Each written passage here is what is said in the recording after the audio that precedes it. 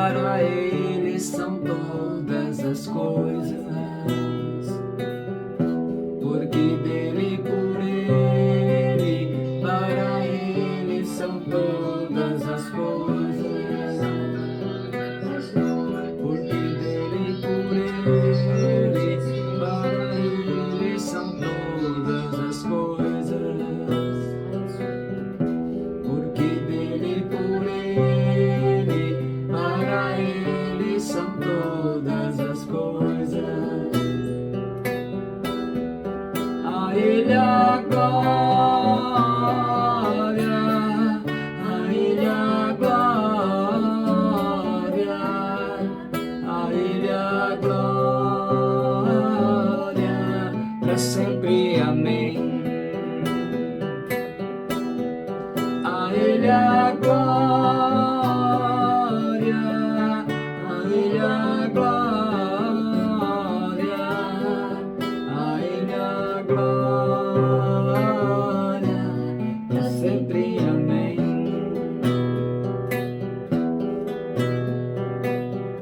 Com profundas riquezas, o saber e o conhecer de Deus, quão insondáveis seus juízos e seus caminhos, com profundas riquezas, o saber e o conhecer de Deus, quão insondáveis seus juízos e seus caminhos. A Ele a glória, a Ele a glória, a Ele a glória, para sempre, amém. A Ele a glória, a Ele a glória, a Ele a glória, para sempre, amém.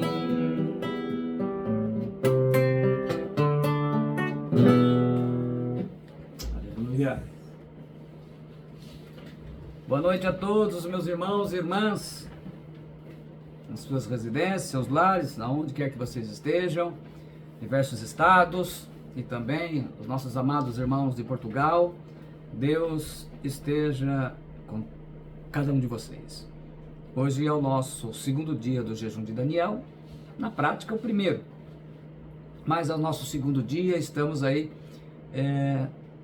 completando o primeiro ciclo, né? É um ciclo pequeno ainda, mas nós já estamos, eu tenho certeza, com a nossa fé, o nosso objetivo vivo dentro do nosso coração, especialmente porque é a nossa fé que faz a diferença na vida de cada cristão, de cada cristã. Estamos aí apostos para a palavra do Senhor, e como eu tenho falado, cada dia Deus trará uma palavra para nós, palavra de bastante impacto, palavras que vão nos direcionar e vão nos ajudar nessa nossa maratona. Nós temos aí um grande desafio. E eu gostaria de pedir para que vocês prestassem bastante atenção, porque esta mensagem do dia de hoje, ela é o divisor de águas de todas as outras que virão.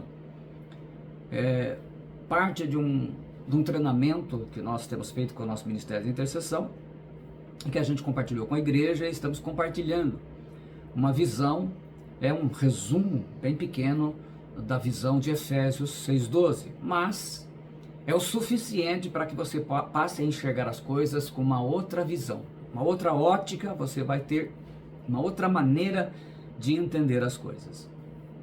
E o texto base hoje, aqueles que gostam de acompanhar na palavra do Senhor, é Efésios 6:12.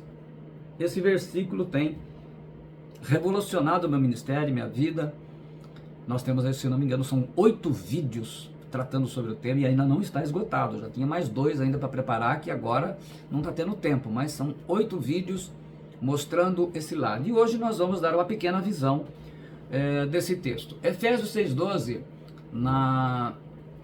Almeida Corrigida Fiel traduz assim: porque não temos de lutar contra a carne e o sangue, mas sim contra os principados, contra as potestades, contra os príncipes das trevas desse século, contra as hostes espirituais da maldade. Depois no versículo 3, Efésios 1:3, ele diz assim: bendito o Deus e Pai de nosso Senhor Jesus Cristo, o qual nos abençoou com todas as bênçãos espirituais nos lugares celestiais em Cristo. A Almeida Revista e Atualizada, ela traduz os Efésios 6:12 dessa forma: porque a nossa luta não é contra o sangue e a carne, e sim contra os principados e potestades, contra os dominadores deste mundo tenebroso, contra as forças espirituais do mal nas regiões celestes. E Efésios 1:3, ela traduz assim: bendito Deus e Pai de nosso Senhor Jesus Cristo, que nos tem abençoado com toda sorte de bênção espiritual nas regiões celestiais. Então, assim, ambos os textos nos dizem o seguinte: que a nossa luta não é contra a carne e o sangue, quer dizer, não é contra o ser humano aqui na Terra, na terceira dimensão. É nos lugares celestiais, aquela que o Show chamou de quarta dimensão. Mas também diz, logo no comecinho, né, no terceiro versículo da epístola do apóstolo Paulo, ele nos diz que o Pai do nosso Senhor Jesus Cristo, ele fala: bendito Deus e Pai de nosso Senhor Jesus Cristo, o qual nos abençoou. Então a bênção já foi dada, com todas as bênçãos espirituais, só que elas estão também nos lugares celestiais. Então, nesse mesmo lugar celestial estão as bênçãos, e ali transitam os principados, as potestades, e aí começa a nossa batalha. E é sobre isso que nós vamos falar nesta noite. A palavra do Senhor vem para nos edificar. A palavra lugares celestiais, ela traduz uma palavra grega, uranios. São as regiões celestiais, os lugares celestes. A palavra, tanto em Efésios 1:3 como em 6:12, é a mesma palavra. E aí começa, então, algo para nós entendermos, que é uma batalha espiritual, porque no mesmo lugar que estão as bênçãos, estão os nossos inimigos. Primeiro, tanto as bênçãos do Pai Celestial, como as ações dos principados e potestades acontecem no mesmo lugar, nas regiões celestiais. Os anjos de Deus, o Espírito Santo, mas também o diabo, seus anjos caídos, atuam nessa parte do mundo espiritual que Paul Young Cho chamou de quarta dimensão. O que eu provoco nas regiões celestiais, que é o mundo espiritual, quando eu pratico uma ação, certa ou errada? Aqui no mundo físico, que é o mundo material, onde você vive, que é a terceira dimensão. Lembrando que todos nós temos autoridade em Cristo, e nós vamos ter 3 mensagens falando sobre a autoridade do crente. O que o mundo espiritual dará como contrapartida ao mundo espiritual em que vivo? Quer dizer, eu faço aqui na terceira dimensão, o que acontece na quarta e que volta para cá? São essas questões que nós precisamos compreender. Então, para a gente começar a entender um pouco de Efésios 6:12, a gente precisa dizer o seguinte: eu vou procurar falar um pouco mais lento, para que o entendimento seja importante. Então ele tem que ser bem adquirido, especialmente para aqueles que estão ouvindo uma palavra assim sobre um texto tão profundo como Efésios 6:12 pela primeira vez. Primeiro, o universo ele é regido por leis que determinam a maneira como tudo que existe se desenvolve. E eu vou repetir. O universo, todo o universo, ele é regido por leis que determinam a maneira como tudo que existe se desenvolve. Segundo, são leis criadas por Deus e governam a vida. Então, Deus, quando criou o universo, porque existia um dia que não tinha nada, só tinha Deus. A teologia chama de solidão de Deus. Não tinha nada, só tinha Deus. E ele cria o universo, e ele cria leis, e essas leis regem o universo. Você estando consciente ou não, você conhecendo ou não, elas funcionam. Terceiro, assim, nas regiões celestiais existem leis que também chamamos de princípios e fundamentos, né? Quarto, quando não temos uma visão completa de batalha espiritual, nós vamos sofrer as consequências. Eu coloco assim: imagina na sua casa tem a tomada, tá lá as tomadas, aí a criança, seu filho, a sua netinha, o seu netinho, Está lá brincando, de repente, brincando com água, vai lá e coloca o dedo na tomada. O que vai acontecer? Olha, ele não conhece, ele não sabe, mas a lei está ali, ela existe. E ele vai tomar um choque, e dependendo da situação, a coisa pode ser complicada. Então, assim, quando eu cometo um pecado ou uma atitude errada, quais são as consequências que vão acontecer no mundo material? Na sua vida pessoal, na família, no ministério, né? na sua congregação. Porque é uma coisa interessante, você já parou para prestar atenção que certas atitudes de uma pessoa, ela repercute muitas vezes no casamento ou até em toda a família? Exatamente, são leis que existem, que isso não acontece à toa. Acontece porque é assim que está estabelecido. Quando eu rejeito uma correção, uma edificação ou uma orientação ministerial da palavra de Deus, quais as consequências que vão acontecer no mundo material aqui, na sua vida pessoal, na sua família, no seu ministério, na sua própria congregação? Porque Deus nos corrige através da sua palavra. E esta palavra, aqueles que se congregam têm lá suas autoridades, o seu discipulador, o pastor, os diáconos. Nós temos a palavra do Senhor, que ela é corretiva também. Quando eu aceito uma correção, uma edificação, uma orientação, quais são as consequências que vão acontecer no mundo material? O que vai refletir na minha vida pessoal, família? Aí está. Quando existe confissão de pecados e o perdão liberado, resolvem todos os problemas com as influências no mundo espiritual? Então, ao falar de batalha espiritual, claro que existe batalha espiritual na sua casa, na sua cidade, no país, no seu estado, na sua congregação, na sua igreja, na sua família, no seu casamento com seus filhos. Então, o conhecimento básico de alguns princípios, eles vão nos ajudar a compreender isso. Vai nos ajudar a ter uma visão. Por quê? A nossa luta, está dizendo o apóstolo Paulo, ela não é contra a carne e o sangue, isto é, não é contra pessoas, não é contra seres humanos. Onde nós, seres humanos, estamos? Aqui, na Terra, no mundo material, que é a terceira dimensão, classificada aí por Poyon Choi, e hoje foi aceita por uma boa parcela de estudantes e teólogos, por ser questões, né? Tem a primeira dimensão, a segunda, não vou entrar aqui em detalhe, né? A unidade, o segundo, a dualidade, o bem e o mal, o dia e a noite, enfim. A terceira dimensão é o mundo físico, onde nós estamos, a Terra. A quarta dimensão, ela é o mundo espiritual, as regiões celestiais, onde transitam as coisas divinas e também o maligno, né? Nós, quando ele fala de a nossa luta contra a carne e o sangue nas regiões celestiais, então aí existe algo para ser entendido como que nós estamos vivendo aqui e as nossas ações, elas têm um reflexo nas esferas celestes, porque você faz aqui, mas a luta é lá, e eles estão interessados.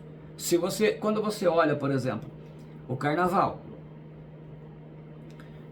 segundo alguns estudiosos que foram mais profundos, a palavra lá na antiguidade ela era festa da carne a Baal, um principado terrível que atua bastante na Bíblia, tanto no Antigo Testamento e é também citado no Novo Testamento.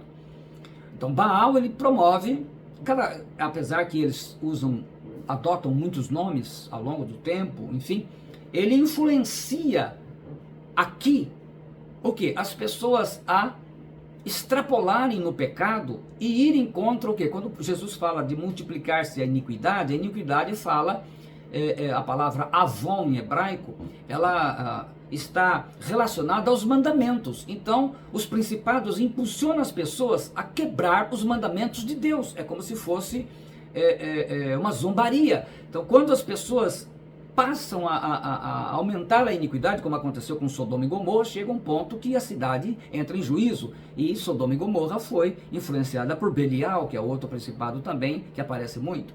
Então, o primeiro dos nossos princípios, nós vamos falar do princípio da autoridade espiritual. Tem base Êxodo 17, 8, 16, Números 14, 39 e 45, Hebreus 13, 17, especialmente na versão da Almeida Corrigida Fiel. Então, em Números 27, 20, ele diz assim: põe sobre ele da tua autoridade para que lhe obedeça toda a congregação dos filhos de Israel. Deus fala para Moisés transferida a sua autoridade para Josué. A gente aprende no reino de Deus que existem 3 princípios eternos: a autoridade, o amor e o louvor. E o diabo e os seus anjos, os demônios também sabem isso. Os anjos caídos e os demônios, eles obedecem a hierarquia. Efésios 6,12, ele coloca a hierarquia de batalha espiritual. Em primeiro lugar estão os principados, depois vem as potestades, depois os dominadores deste mundo tenebroso e depois as forças espirituais do mal ou da maldade. E ele é importante em tudo que nós fazemos, em todas as nossas questões, a questão da autoridade. Quando a gente vê, por exemplo, as mulheres que pastoreavam igreja em suas casas, como a gente vê na Bíblia, Priscila, Maria, Trifena, Trifosa, Júlia, Ninfa, elas estavam debaixo da cobertura espiritual, da autoridade do apóstolo Paulo, conforme está lá escrito em Romanos 16, dos versículos 1 ao 16.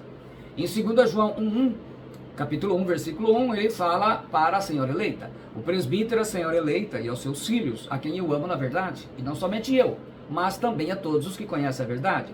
É interessante que esse nome traduzido como senhora, em grego é Kyria, de onde vem o nome Síria. Então, naturalmente, que ele está falando para uma mulher, uma senhora uma mulher que tinha como seus filhos os discípulos. Quando ele chama os meus filhos, então, esta Kyria, ela estava também, ela com os membros, né, os discípulos que ela tinha na sua casa, estavam todos debaixo da autoridade do apóstolo João.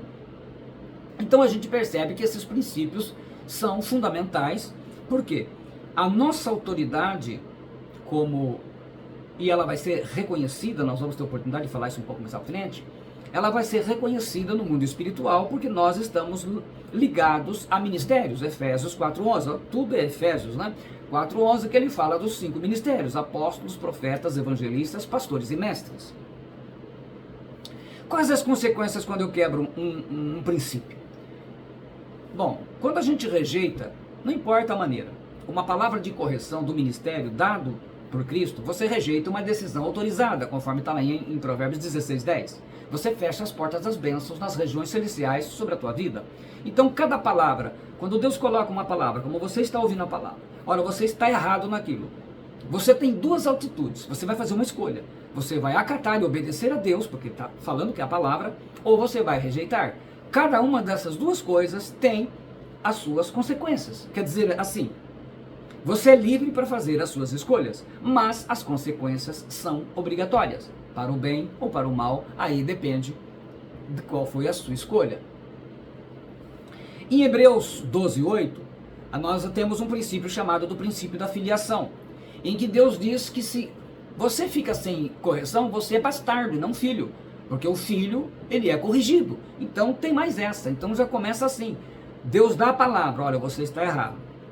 Eu rejeito ela, eu não creio, eu não aceito.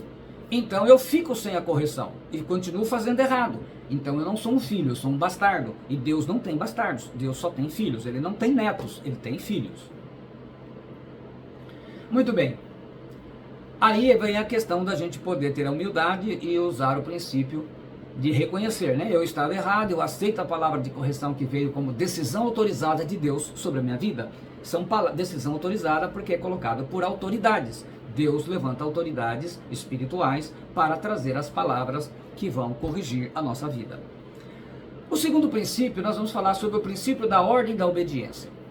Em Romanos 13:2, o apóstolo Paulo escreveu assim: de modo que aquele que se opõe à autoridade resiste à ordenação de Deus, e os que resistem trarão sobre si mesmos condenação. O verdadeiro líder, ele sabe obedecer ordens e dar ordens. Isso é como na vida militar. Na vida militar nós aprendemos a dar ordens e a obedecer ordens. É a vida do verdadeiro líder. Os demônios adoram fazer o seguinte: você rejeitar autoridades. Assim como ele fez com Coré, com Datão, Abirão, né? Que em Números 16, que se revolta contra Moisés, e vocês viram o final deles, né? Abre a terra, eles vão direto, né? Morrem dessa forma.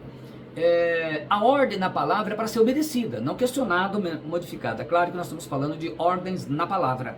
Ordens na palavra, não ordens fora da palavra. Bem entendido. Terceiro princípio, o princípio da retaliação. Atos 19:16. E o possesso de espírito maligno saltou sobre eles, subjugando a todos, e de tal modo prevaleceu contra eles, que desnudos e feridos fugiram daquela casa. O que acontece aqui? Esses filhos de Seva, eram 7 judeus, eles tentaram expulsar um demônio. Eles viram Paulo expulsando, acharam que era fácil, foram lá expulsar o demônio, né? Eles deram a ordem lá, conjuro-vos a Jesus a quem Paulo prega. E o demônio pergunta para ele: eu conheço a Jesus, eu sei quem é Paulo, mas e vós, quem sois? E aí complicou, porque eles não tinham autoridade espiritual. E aí aconteceu o que aconteceu. Literalmente, a lei da retaliação, o princípio, ele fala de pena de talião. É uma pena antiga pela qual se vingava o delito, infligindo ao delinquente o mesmo dano ou mal que ele praticara. É o ato de vingar um dano igual. Então aqui brechas, essa retaliação acontece quando as pessoas têm brechas espirituais. Brechas que podem ser pecados, podem ser situações emocionais, podem ser desejos, uma série de coisas podem ser brechas e podem facilitar a entrada de demônios na vida das famílias. Às vezes não literalmente vão possuir, mas oprimem. Muitas famílias não têm possessão, mas pessoas que se matam, pessoas que um dão facada no outro, acontece muito divórcio, vão buscar bruxaria, feitiçaria, acreditam em cartomante, tarólogos e coisas desse tipo. Então vão todas fazer coisas que desagradam o coração de Deus. A retaliação, ela vem pelas brechas, que podem ser pecados, e numa batalha espiritual ela é terrível, né? Nos ataques dos demônios, usamos a autoridade que recebemos com jejum e oração. Marcos 9, 28 e 29. Nós falamos sobre jejum no começo, a primeira palavra. Nas retaliações, nós temos que fechar essas brechas e providenciar com urgência uma edificação, né? É justamente onde nós vamos corrigir esses problemas, essas falhas, né? Diríamos assim, é como um jogador que se machuca. Se ele está machucado, ele não dá para jogar bola. Ele tem que passar o quê? Vai para o departamento médico, fisioterapeuta, fisiologista, uma série de coisas para ter condição de voltar. No cristão, quando nós estamos com situações erradas, nós temos que ser corrigidos, ajustados, para depois a gente voltar à batalha, especialmente aquelas batalhas que acontecem dentro da nossa casa. O sexto é o princípio da legalidade ou direito legal. Em Lucas 4:6, disse-lhe o diabo: dar-te-ei, falando para Jesus, né? Dar-te-ei toda esta autoridade e a glória desses reinos, porque ela me foi entregue, e dou a quem eu quiser. Esse princípio é o que estabelece o poder legítimo que alguém tem sobre uma coisa específica, e que vincula essa coisa direta e imediatamente ao verdadeiro dono. A legalidade ou direito legal, infelizmente,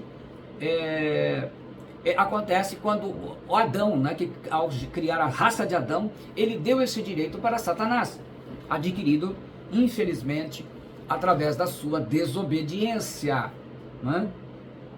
E essa legalidade, esse direito legal, vem quando nós fazemos coisas erradas. Quando nós fazemos coisas erradas, sejam pactos, tem pessoas que adquirem coisa com pacto, compra coisa roubada, compra coisa pirata, enfim, faz um monte de coisa errada, você dá legalidade para os demônios agirem. Se eles vão agir ou não, aí é com eles. Mas a porta, o portal está aberto, né? Então há muita legalidade. Você assiste televisão, assiste internet, coisas na internet, redes sociais, séries, e de repente você está assistindo coisas de demônios, você está dando legalidade para entrar na tua casa, na tua família, na tua vida. Aí depois não adianta reclamar, não é? Sétimo, o princípio da confissão de pecados. Em 1 João, capítulo 1, versículos 8 e 10, o apóstolo escreveu assim: se dissermos que não temos pecado, enganamo-nos a nós mesmos, e não há verdade em nós. Se confessarmos os nossos pecados, ele é fiel e justo para nos perdoar os pecados e nos purificar de toda injustiça. Se dissermos que não pecamos, fazemos-lo mentiroso e a sua palavra não está em nós. A confissão dos pecados, ela nos impede de cair vítimas do princípio do aprisionamento espiritual, que é um princípio que dá legalidade para os demônios agirem. Hoje tem sido difícil isso na vida das pessoas, em geral, né? Mas é bom a gente dizer que a confissão de pecados, ela não é feita no sentido de que alguém vai perdoar você, quem perdoa é Deus. A confissão de pecados, ela vem para correção, ela vem para que a gente veja o nosso erro e receba a orientação. Por exemplo, no Ministério de Intercessão, todas as nossas reuniões há confissão de pecados, e todos nós confessamos os nossos pecados. Isso é uma prática, por quê? Tiago 5,16, ele ordena que a gente confesse os pecados para depois orar. Então é isso que a gente faz, confessa os pecados, aí nós intercedemos pela vida das pessoas. Ele diz assim: confessai, pois, os vossos pecados uns aos outros, e orais uns pelos outros para seres curados. Muito pode, por sua eficácia, a súplica do justo. Quem é o justo? Aquele que primeiro confessou o seu pecado, aqui nesse texto. Aí ele pode orar uns pelos outros. Então essa é a razão básica de um ministério assim. Então quando nós trabalhamos, por exemplo, quando a gente trabalha com casais, o que acontece? Eles colocam todos os problemas, a confissão de pecados, e aí recebe a oração, a correção do pastor, daquele que está fazendo a correção sobre o casamento, e ele então acaba sendo o que acontece? Deus vai abençoando e restaurando aquele casamento, porque houve a confissão. Não é que o pastor perdoou nada, ele corrigiu pela palavra, correto? Quando é um pastor que tem o dom, a graça do Senhor Jesus Cristo para esse tipo de trabalho, né? Que não é um trabalho fácil. Nono, princípio da definição. Romanos 14,15. Um faz diferença entre dia e dia, outro julga iguais todos os dias. Cada um tem opinião bem definida em sua própria mente. Cada um esteja inteiramente seguro em sua própria mente. Esse princípio diz o seguinte, princípio da definição: tudo que não é definido gera confusão. Então, quando não obedecemos ao princípio da definição, nós sofremos com o princípio da confusão. Porque esse princípio funciona dos dois lados, do lado de Deus e do lado do diabo. E eles não vão perdoar. Vocês conseguem entender a importância das escolhas certas? Definição é uma explicação precisa, é uma decisão estabelecida que todos entendem, todos sabem. Não pode dar margem à dúvida ou interpretação. Imagina que eu não estabelecesse, não explicasse direito que o horário das lives ia começar às 21 horas. Aí um ia entrar às 22, outro ia entrar às 20, outro às 19. Então a gente estabeleceu, olha, as nossas lives serão às 21 horas. Então é um princípio da definição, está definido, correto? Cada trabalho em tudo, quando a gente, é como dentro do trabalho, se você não definir a atividade, a função que cada um vai fazer, vira bagunça. Num time, cada um tem uma função, porque é definido. Então tudo na nossa vida, esse é um princípio que a gente precisa utilizar. Tudo na nossa vida tem que ter definição. Próximo princípio, nós vamos falar do princípio das brechas espirituais. Em Efésios 4,26, aliás, né, Efésios de revelação espiritual é tremendo, não é? O apóstolo Paulo escreveu: não deis lugar ao diabo. 4,26. Então ele está falando de irai, não pequeis, não deis lugar ao diabo. A palavra brecha em hebraico é peretz, que significa fenda, brecha, um rompimento. As brechas espirituais são pecados ocultos, não confessados, desejos, situações, feridas emocionais causadas por traumas, decepções, depressões, angústias, pecados sexuais, complexo e uma série de coisas. Isso só pode ser detectado numa ajuda mesmo, né? É por isso que constantemente nos assustamos quando de repente pessoas de Deus e importantes caem em pecado, acabam com o casamento. A gente vê, puxa vida, a pessoa era casada há tanto tempo, de repente, gente, tinha brecha. E os demônios não vão perdoar. Então hoje a gente vê aí muitos pastores que estão nas redes sociais, aí falando na televisão, está no segundo, no terceiro casamento, porque haviam brechas no seu primeiro casamento e infelizmente não foi tratada, né?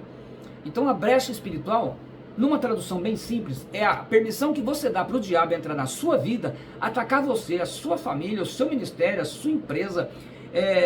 Na verdade, a brecha é como você assinando um contrato com o diabo.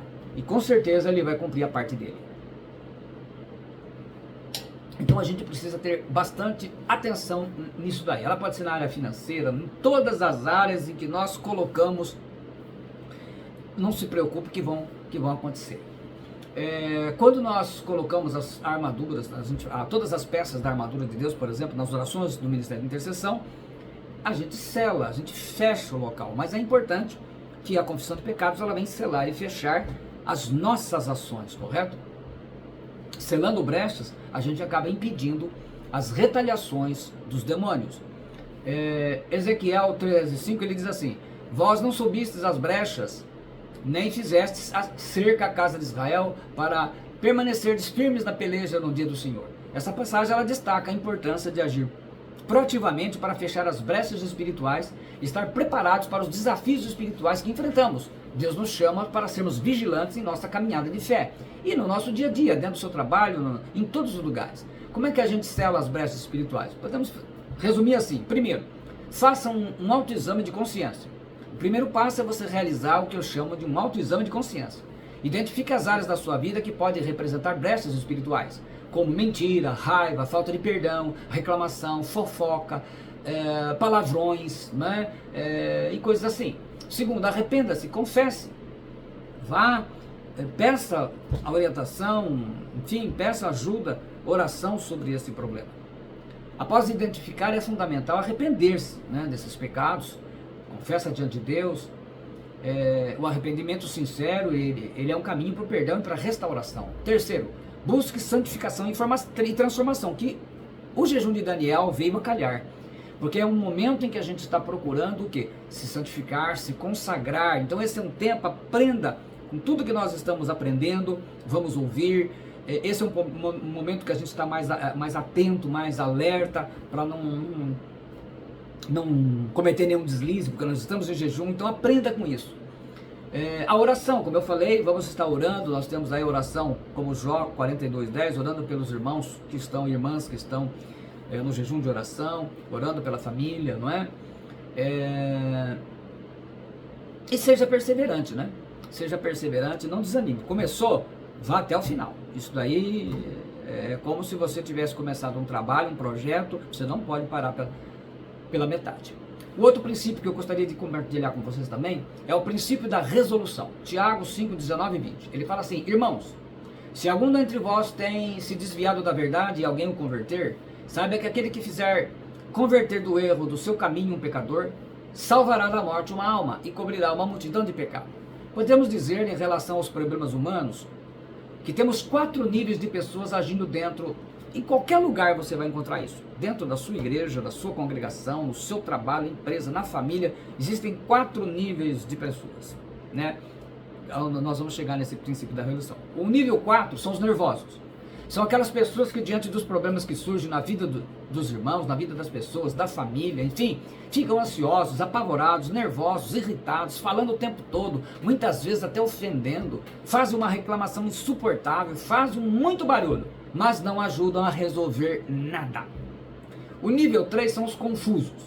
São pessoas que, diante dos problemas que surgem na vida dos irmãos, da família, das pessoas, na empresa, ficam confusas, ajudam a aumentar ainda mais a confusão, pendem a apoiar um lado, especialmente de uma família, mesmo que a pessoa esteja errada.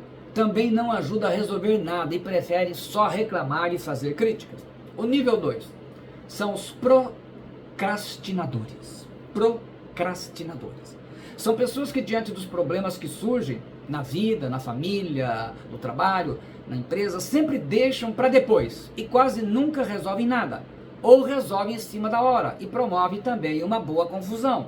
São conhecidos por sempre ter uma justificativa por que ele não fez ou por que não obedeceu. Porque, não, eu não fiz, mas olha, não é por nada não, está sempre procrastinando, né? Procrastinar quer dizer transferir para o outro dia, transferir para o dia seguinte, é adiar. E temos o nível 1, que é esse o nível que todos nós aqui temos que ser. Todos nós entramos aqui para ser resolutivos. Os médicos que aqui gostam desta palavra. Resolutivos são as pessoas que, diante dos problemas que surgem na vida das pessoas, dos irmãos, no culto, na família, no trabalho, na empresa, sempre procuram um meio para ajudar a resolver o problema. Seja com ele mesmo, com outra pessoa, da família, não importa. Faz o que precisa fazer, vai atrás do que precisar, busca ajuda com quem de direito, né? Se é o caso do pastor, se é o caso do dono, enfim, se ele não pode resolver, ele vai atrás de quem pode resolver, mesmo que tenha momentos de níveis 2 e 3 aí, não tem soberba, por isso pratica o princípio da edificação. Você tem que fazer parte da solução do problema. Resolutivo é um termo médico para remédio resolutivo, ele trata ou define pessoas que resolvem, que promovem resolução, isto é, a solução dos problemas. Então, nós precisamos ser resolutivos, quer dizer, ser do tipo que resolve o problema. O que é o problema? Vamos resolver. O que tem que ser feito? Tem que fazer isso, então vamos procurar fazer, fulano faz isso, Bertrano, cada um faz a sua parte. Então, é isso que nós temos que ser, fazer parte do grupo dos nervosos, dos confusos, dos procrastinadores, isso é fácil. O princípio da verbalização. Marcos 11, 22, 23, mas nós vamos ter duas palavras específicas sobre isso. Eu vou fazer só um geral aqui, nós vamos ter duas palavras específicas sobre isso. Jesus disse assim: porque em verdade vos afirmo que se alguém disser, é o princípio que nos dá poder para transformar, criar, gerar do invisível, através do poder real da palavra falada. Há poder em suas palavras, nós teremos mensagens sobre isso. Marcos 11, 14, 20, 21, ele narrou assim essa situação de Jesus. E vendo de longe uma figueira com folhas, nada achou, senão folhas, porque não era tempo de figos. Então lhe disse Jesus: nunca jamais coma alguém fruto de ti. E seus discípulos ouviram isso. E passando eles pela manhã, viram que a figueira secara desde a raiz. Então Pedro, lembrando-se, falou: mestre, eis que a figueira que amaldiçoasse secou. Existe um princípio no mundo espiritual, como eu já disse antes, em que se materializam do mundo físico, se chama existência, as coisas espirituais que não existem. É o princípio da verbalização, é o poder de transformar as coisas materialmente, não é? Sejam elas para o bem ou para o mal, porque o princípio da verbalização pode ser para as duas coisas, né? Então, em Hebreus 11, capítulo 11, versículos 3, na parte A ele fala assim: pela fé entendemos que o universo foi formado pela palavra, de maneira que o visível veio existir das coisas que não aparecem. Isso é a materialização. E ele ainda fala lá em Romanos 4,17, Abraão creu no Deus que chama à existência as coisas que não existem. Por isso concluímos que quanto mais uma pessoa está próxima do reino das trevas, mais suas palavras serão usadas pelo diabo para materializar o mal. E quanto mais uma pessoa está dentro do reino de Deus, mais ele vai usar as suas palavras para materializar o bem. Então quando você vê que uma pessoa xinga demais, é porque ela está bem próximo do reino das trevas, se já não está dentro dele, mesmo sendo um crente dentro da igreja, viu? Isso não quer dizer nada, tá? Quer dizer nada, nada, nada. O que manda mesmo é a vida. Mas nós vamos ter um texto falando sobre isso. Tiago 3,6 ele fala: ora, a língua é fogo, é mundo de iniquidade e contamina o corpo inteiro, e não só põe em chamas toda a carreira da existência humana, como também é posta ela mesma em chamas pelo inferno. Então eu costumo dizer assim: palavras são sementes. Palavras faladas são sementes plantadas. Palavras faladas e repetidas são sementes plantadas e regadas. Não verbalize aquilo que você não quer ver manifesto, que aconteça. Então é simples assim. Por quê? Imagens geram pensamentos. Pensamentos geram palavras. Palavras geram ações ou escolhas. Ações ou escolhas geram resultados. E os resultados serão bons ou ruins conforme foi a sua escolha, as suas ações. Isso porque a gente aprende que Deus te deu o livre-arbítrio. Você é livre para fazer as suas escolhas, mas as consequências são obrigatórias para todos nós. Muito bem, antes de nós fazermos as orações, os decretos, vamos dar as boas-vindas aí, não é? Cláudia, a Winnie, Catarina, tá aqui, né? A Claudineia, o Fabrício, a Elisandra, a Diana Mello, a Juliana Migliorini, a Ilza Toniza, Liliane Leite, Diana Araújo, a Evelyn Carolina, Renata Placidelli, Sérgio Melo, Suzana Alves, Mauro Ângelo, Maria Vitor, Bruna Toniza. Muito bem, que Deus abençoe a todos vocês. Esse é o momento então que você deve pegar aí o seu pedido, pegar a sua oração, momento que nós vamos orar, depois a gente faz os decretos, vamos orar pelos seus nomes. Fizemos aí a lista número 29 que eu coloquei hoje no grupo, né, corrigindo aí uns nomes que estavam errados, me passaram o pedido, nós já fizemos a atualização para estarmos orando. Pai Celestial, esse é o nosso segundo dia do jejum de Daniel, que estamos consagrando o nosso tempo, Senhor, ó Deus, na busca espiritual das nossas vidas, de todos os irmãos e irmãs reunidos em alguns estados diferentes, em Portugal, aqui no Brasil, em diversas cidades em São Paulo, que nós estamos aqui em Agudos, Bauru, tantas cidades, O que importa é que estamos com a fé em Ti. E eu quero apresentar a Ti agora no seu altar o nome desses intercessores e intercessoras, nos pedidos em que cada um tem feito, em que estão agora olhando com fé, com confiança em Ti. O Abraão Israel Rodrigues da Silva, o Adilson Arantes dos Reis Júnior, Alberto Rodrigues da Silva, Alana Aparecida Magalhães Campos, Ana Laura de Paula Pereira, Ana Lívia da Silva Antônio, Ana Paula Neves Antônio, Arnaldo Rodrigues da Silva, Aurélio Teles, Auris Moreira, Bruna Toniza Caires Galon, Catarina Augusta de Andrade Rodrigues da Silva, Cícero Wilson Vitor de Jesus, Cláudia Aparecida de Paula da Silva, Claudineia de Lima Garcia, Claudineia de Paula, Damiana do Carmo Damásio Diniz, Daniele Francisco Damasceno Arantes, Diana Batista de Araújo Melo, Diana Melo Ferreira, Edna Fernandes de Jesus, Elisandra da Costa Nunes, Elisângela Liliane Souza Leite, Evelyn Carolina Zambonato Zacarias, Fabrício Galon, Fernanda Aparecida Souza Oliveira, Gilmara de Jesus Oliveira, Fernanda Elis Pereira, Gislaine Lima, Ilza Toniza, Irene de Oliveira Moraes, Geuciano Pereira da Silva, Jonathan William da Silva Rocha, Joyce Camila de Oliveira Souza, Josefa Zambonato, Leonilda dos Reis Vitor, Letícia Gonçalves Lázaro, Luciene Carvalho, Magali Rondina de Lourenço, Maria José da Silva Santos, Maria Lucier de Jesus Rosendo, Maria Rita de Paula Moreira, Mauro Ângelo Andreotti, Mayra Kelly Mendes Marques, Sandra Maria Malfra, Sérgio Francisco Bezerra de Melo, Suzana da Silva Antônio, Suzana Rodrigues da Silva, Wanda Maria Rodrigues da Silva Gonçalves, Winen Ferreira da Silva e Yasmin da Silva Reiner. Pai Santo, está entregue todos esses nomes com seus pedidos na sua presença, pedindo a sua misericórdia. Agora eu quero que você confirme o que um decretado está aí na sua casa, aonde você estiver. Os decretos, os 7 decretos, são as 7 bênçãos do jejum de Daniel que nós fazemos todo ano. Primeiro decreto, que a tua casa seja uma morada do Altíssimo e do Bom Senhor, e por isso ela seja um lugar de paz, de harmonia, de alegria e de amor. Na casa do justo há um grande tesouro, diz o Provérbio 15:6. Decretado está, assim será em nome do Senhor Jesus Cristo. Segundo decreto, que a tua casa seja um lugar onde cada membro da família sirva a Deus de coração e mente e desfrute dessa bênção.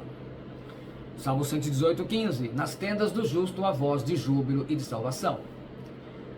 Decretado está, assim será em nome do Senhor Jesus Cristo. Terceiro decreto, que a tua casa seja um lugar onde todos tenham fome de conhecer, obedecer e viver a palavra de Deus, na promessa do Salmo 119:105. Lâmpada para os meus pés é a tua palavra e luz para os meus caminhos. Decretado está, assim será em nome do Senhor Jesus Cristo. Quarto decreto, que você colha na tua casa todo o esforço do teu trabalho, com abundância e prosperidade para o sustento e bem-estar da sua família, na promessa de Jesus de Lucas 6:38, com boa medida, recalcada, sacudida e transbordante, generosamente vos seja dado.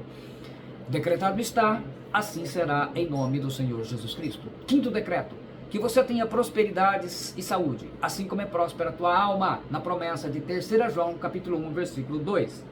E sobre tua família, decretado está, assim será em nome do Senhor Jesus Cristo. Sexto decreto, em nome de Jesus Cristo eu coloco sobre a tua vida a promessa de Gênesis 12:3, na revelação de Gálatas 4:22-31. Serão benditas todas as famílias da terra, aqueles que creem na promessa de Deus, porque somos filhos da promessa como Isaque, Romanos 4:16. Decretado está, assim será em nome do Senhor Jesus Cristo. E o sétimo decreto, que pela graça você fique firme na promessa e que ela seja o foco da tua fé, emuná, como a fé que teve Abraão. A bênção de Abraão está sobre você, conforme Gálatas 3:29. Eu te abençoo em nome do Pai, do Filho e do Espírito Santo. Decretado está, assim será em nome do Senhor Jesus Cristo. E nós então damos a bênção final. A graça do Senhor Jesus Cristo, e o amor de Deus e a comunhão do Espírito Santo seja com todos vós. O Senhor te abençoe e te guarde. O Senhor faça resplandecer o seu rosto sobre ti e tenha misericórdia de ti. O Senhor sobre ti levante o seu rosto e te dê a paz. Muito obrigado. Nós, mais uma vez, estamos firmes nesse propósito. Amanhã, com a graça do Senhor Jesus Cristo, quero encontrar todos vocês aqui às 21 horas para o nosso terceiro dia do jejum de Daniel. Espero que todos vocês tenham passado bem esse dia. Se enfrentarem alguma dificuldade, estamos aí para servir. E é importante que nós não desistamos. Estamos apenas no início, mas com fé. Todos nós vamos chegar até o final com a graça do Senhor e vamos testemunhar. E à medida que vocês receberem e forem recebendo das bênçãos que estão pedindo, testemunhem, vamos glorificar o nome do Senhor e, com certeza, vamos edificar os irmãos, porque a gente fica feliz de ver que Deus já está abençoando. Amém? Que Deus te abençoe em nome do Senhor Jesus Cristo. Então até amanhã, com a graça do Senhor. E assim, eu desejo que todos, conforme a promessa do Salmo 4, versículo 8, em paz me deito e logo pego no sono, porque, Senhor, só Tu me fazes repousar seguro. Você tenha um sono abençoado em nome do Senhor Jesus Cristo. E é assim que eu encerro a transmissão do nosso segundo dia de jejum de Daniel. Deus te abençoe em nome do Senhor Jesus Cristo. Amém.